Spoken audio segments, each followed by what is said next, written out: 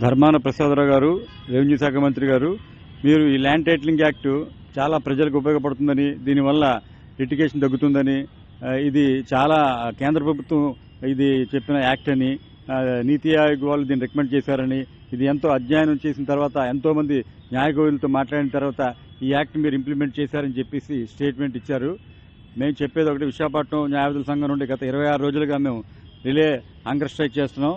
అలాగే steering committee Visakhapatnam న్యాయవాదుల సంఘం ఆధ్వర్యంలో మేము 6,000 మంది పైగా ఉన్న న్యాయవాదులు దీని మీద ప్రజలకు అవగాహన కలిగించాలని చెప్పేసి మేము ప్రజల్లో కూడా ఇది ఎంత డేంజరస్ యాక్ట్, దీనివల్ల ఎంత లా అండ్ ఆర్డర్ ప్రాబ్లం వస్తుంది, దీనివల్ల లిటిగేషన్ ఎంత పెరిగిపోతుంది, దీనివల్ల గుండాయిజం రౌడీజం పెరిగిపోయి ప్రజలకు ఎంత నష్టం జరుగుతుందనే విషయాల్ని పాంప్లెట్లు పంచుతూ ప్రజల్లోకి వెళ్తూ అలాగే మీటింగ్లు పెడుతూ మేము తెలియజేసుకుంటున్నాం. మీకు ఒక విషయం చెప్తున్నాం, మీరు చెప్పింది తప్పని మేము ప్రూవ్ చేస్తాం. మీరు మా బార్ స్టేషన్ రండి, లేదా మీరు ఎక్కడైనా రమ్మంటే మేము వస్తాము. మేము మా బార్ స్టేషన్